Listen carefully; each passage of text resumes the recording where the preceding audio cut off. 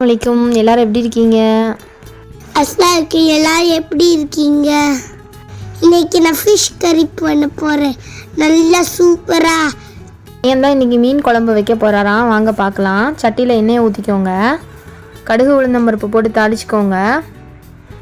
1/2 teaspoon வெந்தயம் சேர்த்துக்கோங்க. ஒரு பெரிய வெங்காயத்தை சின்ன சின்னதாக நறுக்கி வச்சுக்கோங்க. அதோட கருவேப்பிலை சேர்த்துக்கோங்க. கொஞ்சம் நிறையவே சேர்த்துக்கோங்க, அதுதான் நல்ல மணமாக இருக்கும். குழம்பு மிளகாய் தூள் அரைச்சி வச்சுக்கோங்க. அதை சேர்த்து தான் நான் இன்றைக்கி பண்ண போகிறேன். எந்த மசாலாவும் தனித்தனியாக சேர்க்கலை. இதுதான் ரொம்ப ரொம்ப ஈஸியாக இருக்கும். தேவையான அளவு உப்பு சேர்த்து வதக்கிக்கோங்க, அப்போ தான் சீக்கிரமாக வதங்கும். குழம்பு மிளகாய் தூள் நான் லேட்டராக அப்லோட் பண்ணுறேன். வெங்காயம் வதங்கும் போதே 4-5 வெள்ளைப்பூடு பல்லும் சேர்த்துக்கோங்க. இன்றைக்கி நான் 400 கிராம் மத்தி மீன் தான் எடுத்திருக்கேன். எங்கள் ஊரில் சால மீன் தான் அதை சொல்லுவாங்க. எல்லாத்தையும் வதக்கிட்டு அரைச்சி செய்யலாம், அது ஒரு மெத்தடு. இது அரைக்காமல் செய்கிற மெத்தடு. ஈஸியாக மீன் குழம்பு வைக்கணும்னா இப்படி பண்ணலாம். நம்ம டேஸ்ட்டாக வைக்கணும்னா அரைச்சி பண்ணால் தான் இன்னும் டேஸ்ட்டாக இருக்கும். அதோட 2 பெரிய சைஸ் தக்காளி சேர்த்துக்கோங்க. மூடி போட்டு வேக வச்சுக்கோங்க. தக்காளி அப்போ தான் நல்லா மசிஞ்சு வரும். அப்புறமா குழம்பு மிளகாய் தூள் 4 ஸ்பூன் சேர்த்துக்கோங்க. இந்த ஒரு பொடி சேர்த்தா போதும், குழம்பு ஈஸியாக முடிஞ்சிரும். இந்த ரெசிபி என்னோட அக்காவோடது தான். எண்ணெயிலே நல்லா வதக்கி கொஞ்சம் எண்ணெய் பிரிஞ்சு வந்த உடனே எலுமிச்சப்பழ சைஸ் புளியை தண்ணியில் ஊற வச்சுக்கோங்க. ஊற வைக்க மறந்துட்டா வெந்நீரில் ஊற வச்சுருங்க, சீக்கிரமாக ஊறிடும். இப்போது அந்த புளியை கரைச்சி சேர்த்துக்கோங்க.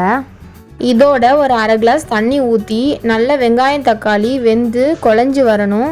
அதுக்காக 5 நிமிஷம் சிம்லேயே வச்சுருங்க. 5 மினிட்ஸில் நல்ல எண்ணெய் பிரிஞ்சு பபிள்ஸ் மாதிரி வரும். அப்போது குழம்புக்கு தேவையான தண்ணி சேர்த்துக்கோங்க. தண்ணி சேர்த்து சிம்லேயே வைங்க. சிம்மில் வச்சு 10 நிமிஷம் நல்லா கொதிக்கட்டும். மீன் குழம்பு மண் சட்டியில் செய்யும்போது ரொம்ப ரொம்ப டேஸ்ட்டாக இருக்கும். அதோட இன்றைக்கி நம்ம மாங்காய் சேர்த்து பண்ணுறோம், இன்னும் அல்டிமேட்டாக இருக்கும். கடைசியாக ஒரு தடவை மீனை நல்லா அலசிட்டு அதோட சேர்த்துக்கோங்க. தாளை மீன் ரேட்டு ரொம்ப கம்மியாக இருந்தாலும் டேஸ்ட்டு ரொம்ப ரொம்ப அதிகமாக இருக்கும். ஆனால் குழந்தைங்களுக்கு தான் கொடுக்க முடியாது, நிறைய முள்ளாக இருக்கும். அவ்வளோதான், மீனை உடைக்காமல் லைட்டாக கலரி விட்டுக்கோங்க. இந்த சமயத்தில் உப்பு டேஸ்ட் பண்ணிக்கோங்க, பத்தலைன்னா இன்னும் போட்டுக்கோங்க. சிம்மிலே 10 நிமிஷம் கொதிக்க விட்டு இறக்கிட்டா ரொம்ப ரொம்ப டேஸ்டியான மீன் குழம்பு ரெடி.